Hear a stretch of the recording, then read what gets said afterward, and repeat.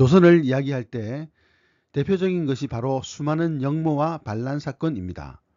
왕을 몰아내고 새 정권을 수립하겠다는 무력 음모가 역모인데 우리 현대사에서도 군부 쿠데타가 2번이나 있었으니 조선이라고 일어나지 말라는 법은 없을 것입니다. 그러나 500년을 이어 이렇게 줄줄이 역모가 발생한 경우는 결코 흔한 일이 아닐 것입니다. 안녕하세요. 역사산책 자팍다식 채널입니다. 오늘은 역모와 반란, 역모로 시작해서 역모로 끝난 조선 500년이라는 제목의 영상 보내드리겠습니다. 구독과 좋아요 부탁드립니다. 감사합니다.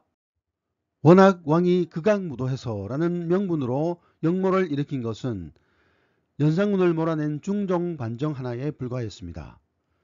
광해군을 몰아낸 인조반정은 권력에서 밀리고 핍박받은 서인들이 반격한 것이지만 반란의 명분에 있어서는 내세울 것이 없습니다. 백성을 위한 것도 아니고 왕이 특별히 실정을 한 것도 아니기 때문이지요. 조선에서 성공한 반정은 2번뿐이지만 왕이 서울에서 도망친 큰 반란도 2번 더 있었습니다. 1624년 인조 2년 이괄의 난과 1728년 영조 4년에 일어난 이인좌의 난이었습니다. 인조 2년 이괄이 함경도에서 쳐들어오자 인조는 급히 남쪽으로 피란했습니다. 이때의 참상은 상당히 심각했습니다. 왕을 따르는 백성들은 없었고 오히려 사대부들은 반란군 쪽에 앞다투어 투항했습니다. 이때 백성들의 정서가 그 정도였다는 것이 놀랍기만 합니다. 이괄이 반란을 일으킨 이유는 간단했습니다. 인조 반정 때에 자신의 공을 제대로 인정받지 못하고 북방의 한직으로 밀려났고 또 대궐의 몇몇 대신들이 자신을 처단하려고 쉬지 않고 모함을 해대고 있었기 때문이었습니다. 그러나 이괄은 실패하고 맙니다. 이괄은 죽고 남은 추종자들은 청나라로 도망쳤습니다. 그리고 그들은 청나라를 선동했습니다. 인조는 잘못 없는 광해군을 몰아낸 역적이며 청나라의 적이니 조선을 정복해야 한다는 것이었습니다. 그리고 조선의 군사정보와 취약점, 강화도를 미리 봉쇄해 도주로를 막아야 한다는 정보를 모조리 제공했습니다. 그 정보를 바탕으로 청나라군은 정묘년에 바람처럼 내려왔고 다시 10년 후 병자년에도 내려와 서울을 점령했습니다. 내부정보 제공자가 없었다면 성공할 수 없는 속전속결이었습니다. 영조 때 일어난 이인좌의 난은 일종의 양반 반란이었습니다.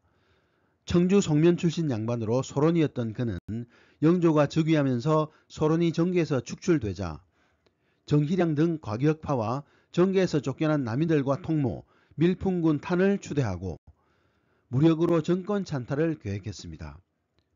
당시 경상도 사대부에게 관직을 주지 않았기에 경상도 쪽의 사대부 호응자가 몰렸습니다.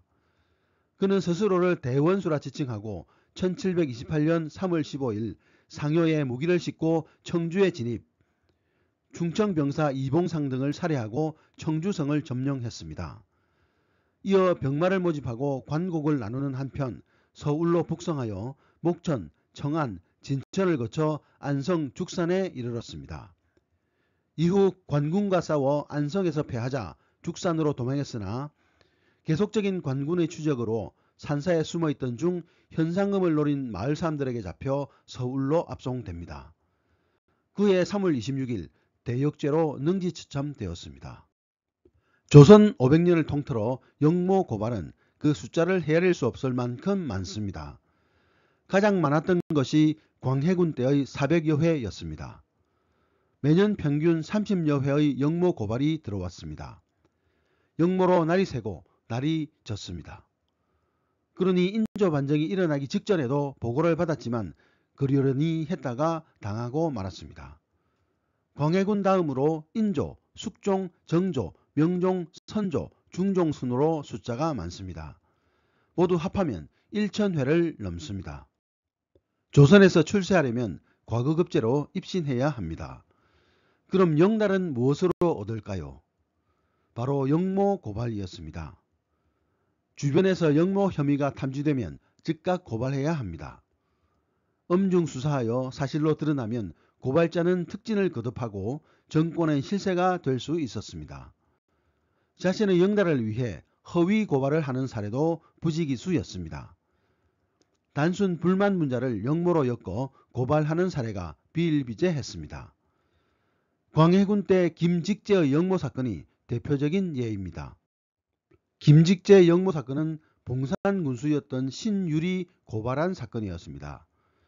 신율은 관내에서 김경립이란 천민이 이상한 헛소문을 내고 다닌다는 제보를 받았습니다.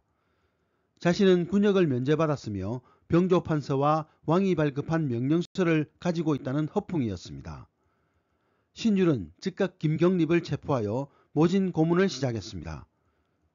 그는 왕의 어보와 관인이 지킨 문서를 소지하고 있었으나 그것은 모두 위조 문서였습니다. 신율은 판서 신점의 손자였습니다.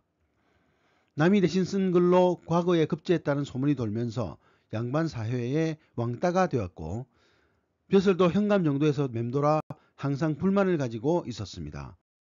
그는 봉산 군수로 부임한 뒤로 잔혹한 행동을 거듭했습니다. 좀도둑을 하나 체포해도 혹독한 고문을 가했는데 심지어 대나무 못으로 10손가락의 끝을 찔러 자백을 받아내는 것으로 유명했습니다. 작은 절도범도 큰 도둑으로 몰아 자신의 공적으로 보고를 올리던 자였습니다. 그 때문에 왕은 그를 뛰어난 수령으로 알고 직급을 올려주었습니다. 이런 때에 어보를 위조한 김경립을 체포하였으니 신율은 눈이 번쩍 띄었을 것입니다. 가혹한 고문으로 촌민 한 사람을 역모범으로 만들어내었습니다. 위조된 어보와 관인을 역모에 성공할 시 쓸 준비 물품으로 몰았고 그 배후에 팔도에 대장이 있다느니 장수를 정했다느니 서울을 공격하려 했다느니 등으로 엮었습니다. 자백이 황당하고 두서가 없었지만 진술을 모아 중대한 역모 사건으로 장계를 올렸습니다. 바로 아니면 말고 식의 엉터리 고변이었습니다. 역모 고변은 무조건 의검부에서 체포하여 국문을 해야 했습니다. 국문이 시작되자 당시 집권 세력인 대북파는 이 기회에 반대파인 소북파를 몰아내고자 사건을 교묘히 비틀었습니다. 소북파 상당수를 연관시켜 이름이 거명되는 사람은 닥치는 대로 구속시킨 것이었습니다. 심지어 광해군을 몰아내고 선조의 6번째 아들 순하군의 양자인 이태경을 추대하려 했다는 진술을 받아 이태경을 처형했습니다. 소북파 성균관 항록 김직재도 끌어들여 모진 고문으로 수많은 허위 자백을 받아내고 100여 명의 소북파들을 완전히 숙청하는 데 성공했습니다. 실록은 이를 김직재의 역모라고 기록하고 있습니다. 신율은 이 공적으로 일약 참판으로 승진하고 영풍군에 올랐지만 이듬해에 사망했습니다. 조선에서 역모 사건으로 가장 많은 피해자가 나온 것은 선조 때의 정여립 역모 사건과 광해군 때의 영창대군 역모 사건입니다. 물론 두 사건 모두 조작이었습니다. 영의정 정철은 정여립 역모 사건을 지휘하여 반대파인 동인 1천여 명을 처단했습니다. 선조는 한참 세월이 지나서야 내가 정철에게 속았구나 라며 한탄했다고 합니다. 영창대군 역모 사건 때는 궁 앙파트에서 무차별적으로 관련자들을 끌어가서 옥에 더 가둘 공간이 없어 죄상이 좀 작은 자들은 석방시키는 웃지 못할 일도 있었습니다. 아무튼 이후 조선이 망할 때까지 역모와 역모 고발은 쭉 있었습니다. 오늘의 참고도서는 노컷 조선왕조실록이라는 책이었습니다. 감사합니다.